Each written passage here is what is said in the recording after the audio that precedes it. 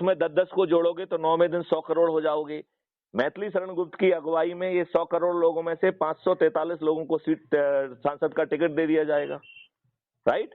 और फिर जो है उनको 100 करोड़ लोग छत पे चढ़ के जिता देंगे, तो ये 543 करोड़ को बिना 5 पैसे दिए टिकट मिलेगा, बिना चुनाव प्रचार किए वो जीत जाएंगे। फिर मैथिली शरण गुप्त जो है, जो 82 साथी होंगे उनको मंत्री पद दे देंगे, वो भी उनकी मेरिट लिस्ट में। तो ये बताओ, सांसद का टिकट मिलना आपके हाथ में हो गया कि नहीं हो गया? आप ज्यादा लोगों को जोड़ोगे, मेरिट लिस्ट में आओगे, आपको अपने आप टिकट मिल जाएगा, नंबर 1। नंबर 2, आप मुझे ये बताइए, जीतना आपके हाथ में हो गया कि नहीं हो गया? और आप और ज्यादा मेहनत करेंगे और 82 में आ जाएंगे तो मंत्री बनना आपके हाथ में है कि नहीं है? और मैथिली शरण गुप्त ने उसमें पूरी स्ट्रेटेजी बताई है कि कोई भी चीज आप पर थोपी नहीं जाएगी। आप यदि देखें तो हमने कानून बनाने की भी प्रक्रिया बताई है कि ये जो ऑलरेडी मॉडल्स बने हैं, टेक्नोलॉजी बनी है, ये सबसे पहले 15 दिन तक टेक्निकल एक्सपर्ट्स की चर्चा होगी और जो वो उसमें और सुधार सुझाएंगे उससे फर्स्ट डिग्री का रिफाइनमेंट होगा। फिर जो है 45 दिन तक पब्लिक से अलग अलग रीजन्स में डिस्कोर्स होंगे, लाइव होंगे, और जो चिंता, जो सुझाव, जो कंसर्न पब्लिक बताएगी उनसे सेकंड डिग्री का रिफाइनमेंट होगा। फिर तीसरा जो है, जो सो कॉल्ड चंद्रगुप्त, जो तब तक जो है ना सांसद बन चुके होंगे, इनसे भी पार्लियामेंट के अंदर चर्चा नहीं होगी, पार्लियामेंट के बाहर चर्चा होगी और उनसे पब्लिक की बात नहीं पूछी जाएगी। क्यों? क्योंकि पब्लिक की बात तो हम 45 दिन में पहले ही प्रेसिपिटेट कर चुके हैं। तो अब यदि अफसर साहब जो है सांसद बन जाते हैं तो अफसर साहब पब्लिक की तरफ से कुछ नहीं कहेंगे, आपको अपनी पर्सनल कैपेसिटी में क्या कहना है। तो तीसरा जो है पर्सनल कैपेसिटी ऑफ द सांसद कि उनकी तरफ से क्या सुझाव है। अब यदि मान लो पब्लिक की ठेकेदारी के बिना अफसर साहब कोई घटिया बात करेंगे तो अफसर साहब के ऊपर सड़े टमाटर फेंकेंगे। बिल्कुल सर। तो दैट इज द पर्पज। अब ये तीसरी डिग्री का रिफाइन हो, जब सभी सांसद अपने व्यक्तिगत कैपेसिटी में, उनका हमने वो पब्लिक कैपेसिटी खत्म कर दी। क्यों? क्योंकि हमने पब्लिक से सीधे जो है ना ओपिनियन लिया है, राइट। तो हम आपको जो है ना पब्लिक का ठेकेदार नहीं बनाना चाहते। पब्लिक के आप रिप्रेजेंटेटिव हैं लेकिन ठेकेदार नहीं है, राइट। अब ठेकेदार नहीं है, राइट।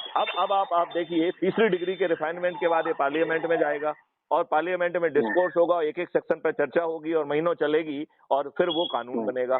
बताओ, इससे बेहतर कानून हो सकता है क्या? क्या मैथिली शरण गुप्त मॉडल बनाने के बाद टेक्नोलॉजी बनाने के ऊपर आपके ऊपर थोप रहे हैं क्या? नहीं सर। तो आप ये बताओ कि हम 9 दिन का सरल उपाय क्यों नहीं कर रहे हैं?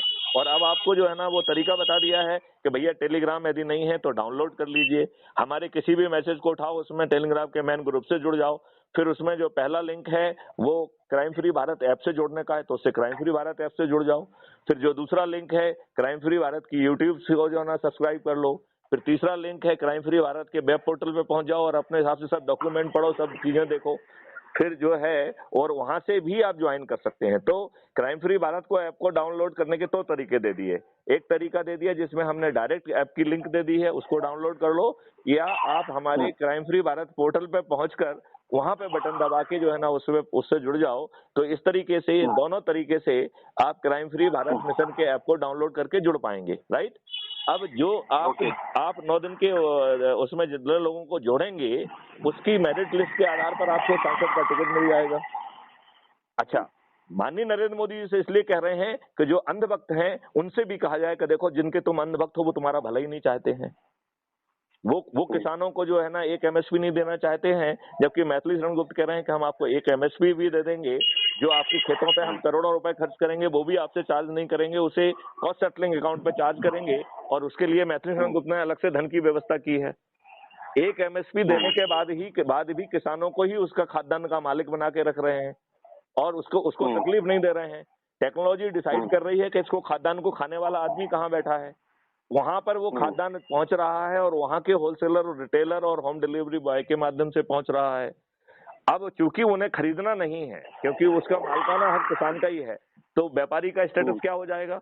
He will become service provider. तो अब वो अनाप शनाप प्रॉफिट नहीं ले पाएगा, उसे अब सर्विस फीस मिलेगी। क्या मिलेगा? Service fees. क्योंकि मालिक कौन है? वो किसान ही है। अब फाइनल जो कंज्यूमर के पास पहुंच रहा है उससे 3 MSP चार्ज हो रही है। आज का कंज्यूमर है वो 10 MSP दे रहा है और उसको अच्छी चीज नहीं मिल रही है। तो आपको 3 एमएसपी पे देके आपने कंज्यूमर एंड पे कर दिया, और जो रोजगार योजना के तहत गारंटी पाके जो है ना जुड़ेंगे, उन्हें 50% का रिबेट है, तो उन्हें 1.5 पे मिल जाएगा। और उनको 2 लाख रुपीज की क्रय शक्ति दी जा रही है। तो जब क्रय शक्ति है तो आप फ्री में क्यों चाहते हैं?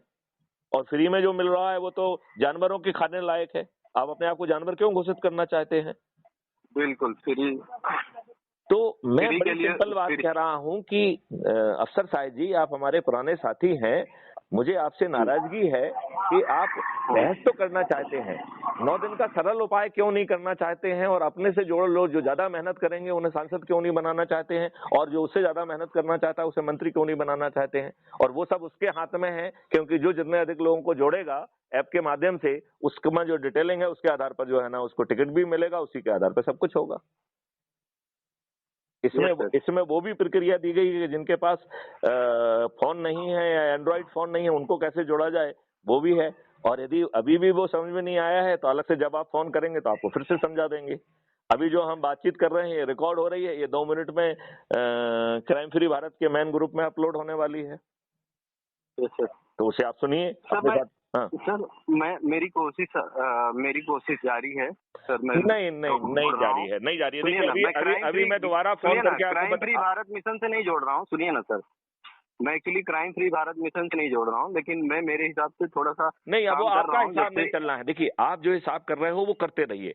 इन addition at least you add them in the Telegram के मैन ग्रुप में, देन एड देम ऐप में जोड़ो, जिससे उनका जो है वो उनको जोड़ने की प्रक्रिया है, वो आगे काम करे, चक्र बने, तब 9 दिन में काम पूरा होगा। आपके जोड़ने से काम थोड़ी चलेगा। आपने जिसको जोड़ा उसने 10 लोगों को जोड़ा क्या, ये दिस इज द पॉइंट। यदि आदमी जुड़ गया इतने में 90% का काम पूरा हो गया। यदि किसी ने 10 लोग जोड़ दिया तो वो 99% के क्लब में आ गया। यदि किसी ने 20 लोगों को जोड़ दिया तो वो 99.9% के उसमें आ गया। किसी ने 30 को जोड़ दिया तो 99.99 में आ गया। मैं आपको एक ये सुन लीजिए मेरी बात को। हाँ। थोड़ा सा मैं कोई उस पर नहीं बोल रहा हूँ। मेरे पास 250 विक्टिम है, 2.5 लाख कंप्लेनेंट है सर जी। सुनिए, 2.5 लाख कंप्लेनेंट है जो हमारे साथ जुड़ने के लिए तैयार हैं, लेकिन वो 2.5 लाख कंप्लेनेंट विक्टिम है और उनको नॉन कंप्लेनेंट बनाया गया। एक स्कैम हुआ है पूरे हिंदुस्तान से और उस स्कैम का नाम है हीरा गोल्ड।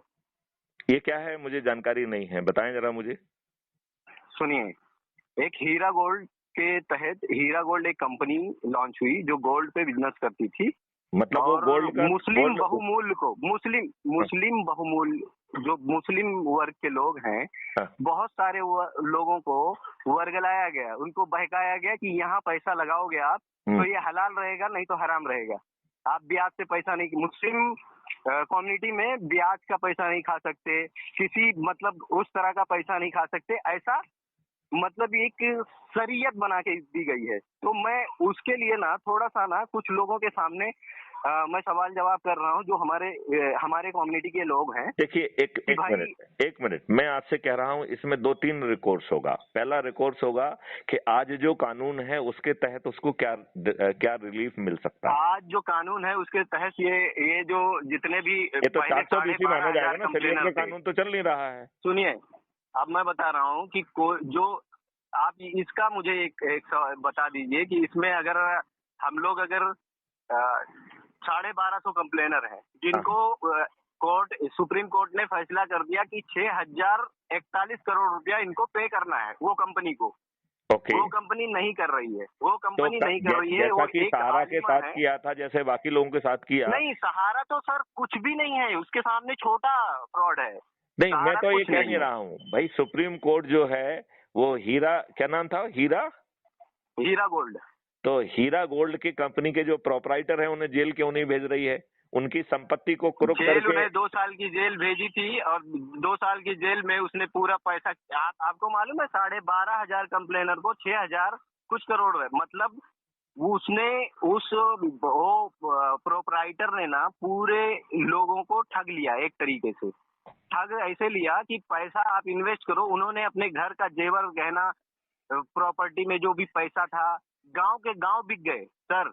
उस केस में गांव के गांव बिक गए। और आज जो है ना हमारी जो व्यवस्था है, लच्चर व्यवस्था,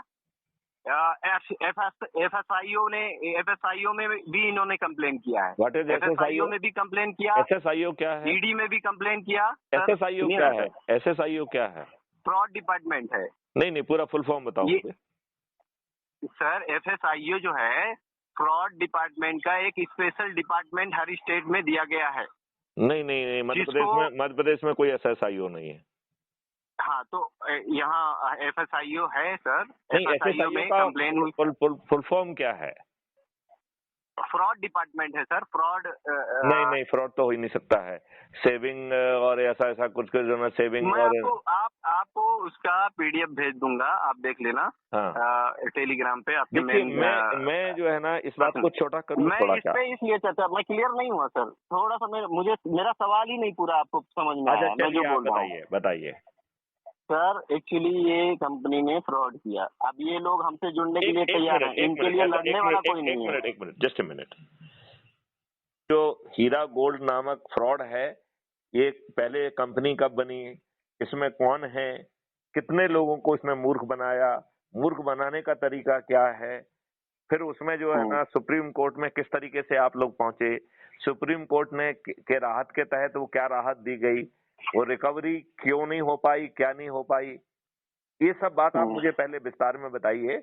और फिर ये बताइए कि ये जो आपके जुड़े हुए लोग हैं वो मैथिली शरण गुप्त से पर से क्या अपेक्षा रखते हैं, ये भी बताइए। सर ये सभी की इच्छा ये है, सब रोड पे आ गए हैं एक्चुअली, और सभी इनको तो क्या है, डूबने वाले को एक सहारे की जरूरत है। ठीक है सर। मैं तो यदि आप विस्तार से बताओ मुझे ना बात। विस्तार ये है सर कि एक कंपनी थी हीरा गोल्ड। हीरा गोल्ड कंपनी को प्रमोट किया बहुत से आलिम लोगों ने, 3, 4, 5 आलिम लोगों ने। ये कौन है आलिम या जालिम, क्या कौन से लोग कहलाते हैं? आलिम का क्या मतलब है? आलिम जो होते हैं ये मौलाना है। मौलाना है बड़े उसके जो मुस्लिम। तो इसमें जो आलिम लोग हैं या मौलाना हैं, उन्हें इस कंपनियों ने क्या लाभ दिया वो भी बताइए।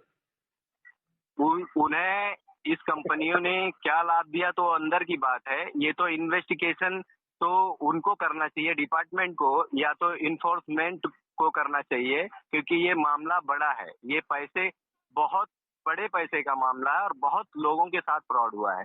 ये एक कंप्लेनर नहीं है यहाँ। अच्छा चलिए, नॉन कंप्लेनर 2.5 लाख लोग हैं। अच्छा, तो आप अपने मानते हैं कि 2.5 लाख लोगों के साथ फ्रॉड किया गया, उन्होंने अपनी संपत्ति बेच के, गोल्ड बेच के इस कंपनी के साथ जमा किया।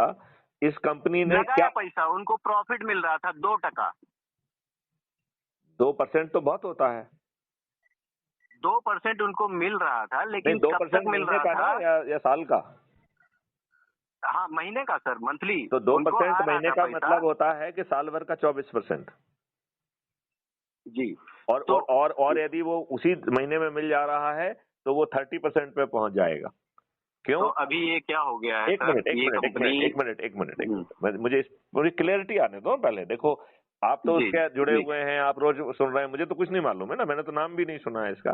तो इसका मतलब है कि लोग जो भोले भाले जिन्हें कह रहे हैं, उन्होंने 30% सालाना ब्याज लेने के मंसूबे से अपनी संपत्ति बेच के इस कंपनी में जमा की। Is that correct?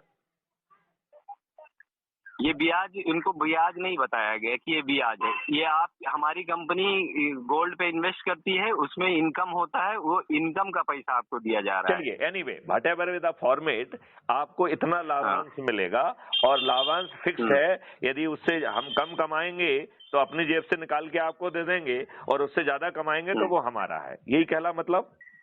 यस। ये मतलब जो इसको 30% सालाना देने की बात कर रहे हैं, ये फिक्स्ड अमाउंट है, चाहे कंपनी कमाए ना कमाए। यदि ज्यादा कमा लेगी तो जो एक्स्ट्रा होगा वो उसके जेब में जाएगा, और यदि कम कमाएगी तो अपनी जेब से भरपाई करेगी। Is that correct? Correct sir. अच्छा, अब आगे बढ़िए। तो ये पैसा मिलने के बाद मुझे क्वेश्चन पूछने दीजिए, क्या इन लोगों को कुछ पैसा मिला या बिल्कुल भी पैसा नहीं मिला? नहीं सर, कुछ लोगों को जो शुरुआती तौर पे लगाए थे उनको कुछ पैसा मिला, लेकिन ऐसा नहीं है। कई लोगों के तो आज मतलब किसी ने अपने बच्चे का एजुकेशन नहीं पूरा किया, किसी ने शादी नहीं कर पाई। छोड़ दीजिए अभी। तो देखिए, ये आपका डिसीजन है। ये लोगों को मिला, पैसा मिला, लेकिन कितना मिला? हाँ सर, मैं समझ गया, मिला, मैं बात समझ गया। मैं उसको अब आपके शब्दों में फिर से रखता हूँ कि कुछ लोगों को पैसा मिला, लेकिन कुछ लोगों ने प्रायोरिटी ठीक ढंग से नहीं